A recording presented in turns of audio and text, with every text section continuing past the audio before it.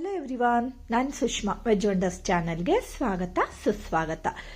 Friends, ನೀವಿಲ್ಲಿ ನೋಡ್ತಾ ಇರ್ಬೋದಲ್ವಾ, ಒಂದು ಗಿಡದಲ್ಲಿ ಎಷ್ಟೊಂದು ಟೊಮೆಟೊ ಕಾಯಿಗಳು ಹಣ್ಣುಗಳು ಆಗಿವೆ. ಬಳ್ಳಿಗೆ ಕಾಯಿ ಬಾರವೇ ಹೇಳೋದನ್ನು ನಾವು ಕೇಳಿದ್ದೀವಿ ಅಲ್ವಾ. ಟೊಮೆಟೊ ಗಿಡ ಏನೋ ಆ ಥರ ಸ್ಟ್ರಾಂಗ್ ಏನಿರಲ್ಲ, ಬಟ್ ಸುಟಿಯಾಗಿ ತೆಳ್ಳಗಿರುತ್ತೆ ಅದು.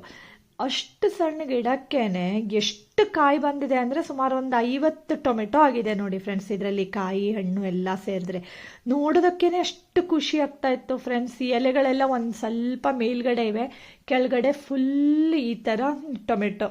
ಎಷ್ಟು ಖುಷಿ ಆಗ್ತಾ ಇತ್ತು. ಅದರಿಂದ ಟೊಮೆಟೊ ಕಾಯಿಂದ ಇವತ್ತು ನಾನು ಒಂದು ಬೆಸ್ಟ್ ಚಟ್ನಿ ರೆಸಿಪಿನ ತೋರಿಸ್ಕೊಡ್ತಾ ಇದ್ದೀನಿ ಫ್ರೆಂಡ್ಸ್. ಇದನ್ನು ನೀವು ಅನ್ನದ ಜೊತೆಗೂ ಹಾಕ್ಕೊಂಡು ಊಟ ಮಾಡ್ಬೋದು, ಇಲ್ಲಾಂದರೆ ಚಪಾತಿ ದೋಸೆ ಜೊತೆಗೆ ಕೂಡ ತಿನ್ಬೋದು. ಹಾಗಾದರೆ ಹೇಗೆ ಮಾಡೋದು ಅಂತ ನೋಡ್ಕೊಳ್ಳೋಣ ಅಲ್ವಾ. ಫಸ್ಟ್ ನೋಡಿ, ಅದೇ ಗಿಡದಿಂದ ನಾನು ಒಂದು 4 ಟೊಮೆಟೊ ಕಾಯನ್ನು ಕೊಯ್ಕೊಂಡು ಬಂದಿದ್ದೀನಿ. ಫ್ರೆಶ್ ಆಗಿ ಚೆನ್ನಾಗಿದೆ. ಹಾಗೆ ಅದು ಚೊಟ್ಟೆಲ್ಲ ತೆಗೆದ್ಬಿಟ್ಟು ಈಗ ನಾನು ಕಟ್ ಮಾಡಿ ರೆಡಿ ಮಾಡ್ಕೊಳ್ತಾ ಇದ್ದೀನಿ. ಸ್ವಲ್ಪ ದೊಡ್ಡದಾಗೆ ಇದ್ರೂ ಪರವಾಗಿಲ್ಲ, ಯಾಕೆಂದರೆ ನಾವು ಇದನ್ನು ನೆಕ್ಸ್ಟ್ ಎಲ್ಲ ಅದನ್ನು ಬೇಯಿಸೋದು ಇದೆಲ್ಲ ಇರುತ್ತೆ. ಸೊ ಈ ರೀತಿ ಕಟ್ ಮಾಡಿಕೊಂಡು ರೆಡಿ ಮಾಡ್ಕೊಂಡಿದ್ದೀನಿ. ಫಸ್ಟ್ ನೋಡಿ, ಸ್ಟವ್ ಆನ್ ಮಾಡಿಬಿಟ್ಟು ನಾನೊಂದು ಚಿಕ್ಕ ಕಡಾಯಿನ ಇಟ್ಕೊಂಡಿದ್ದೀನಿ. ಅದಕ್ಕೆ 2 ಚಮಚ ಆಗುವಷ್ಟು ಕೊಬ್ಬರಿ ಎಣ್ಣೆನ ಹಾಕ್ಕೊಳ್ತಾ ಇದ್ದೀನಿ. ಹಾಗೆ ಅದಕ್ಕೆ ಈಗ 1 ಚಮಚ ಆಗುವಷ್ಟು ಉದ್ದಿನ ಬೇಳೆನ ಹಾಕ್ಕೊಂಡಿದ್ದೀನಿ. 1 ಚಮಚ ಆಗುವಷ್ಟು ಎಳ್ಳನ್ನು ಹಾಕ್ಕೊಂಡಿದ್ದೀನಿ. 1/4 ಚಮಚ ಆಗುವಷ್ಟು ಸಾಸಿವೆನ ಹಾಕ್ಕೊಳ್ತಾ ಇದ್ದೀನಿ. ಹಾಗೆ ಒಂದು 5-6 ನಮ್ಮ ಕಡೆಗೆ ಸೂಜ್ ಮೆಣಸು ಅಂತ ಇರುತ್ತೆ, ಅದನ್ನು ಹಾಕ್ಕೊಂಡಿದ್ದೀನಿ. ಅದೊಂದು ಸ್ವಲ್ಪ ಖಾರ ಜಾಸ್ತಿ ಇರುತ್ತೆ. ಹಾಗೆ ಮಾಮೂಲಾಗಿರುವಂತಹ 1-2 ಮೆಣಸನ್ನು ಹಾಕ್ಕೊಂಡಿದ್ದೀನಿ. ಮತ್ತು 1-2 ಬೆಳ್ಳುಳ್ಳಿನ ಹಾಕ್ಕೊಂಡಿದ್ದೀನಿ. ಇದೆಲ್ಲದನ್ನೂ ಈಗ ಚೆನ್ನಾಗಿ ಈ ರೀತಿ ಒಂದು ಸ್ವಲ್ಪ ಕಲರ್ ಚೇಂಜ್ ಆಗೋ ತನಕ ಹುರ್ಕೊಳ್ಬೇಕು. ಹಾಗೆ ಒಂದು ಸ್ವಲ್ಪ ಮಡ್ಡಿ ಹಿಂಗನ್ನು ಕೂಡ ಸೇರಿಸ್ಕೊಂಡಿದ್ದೀನಿ.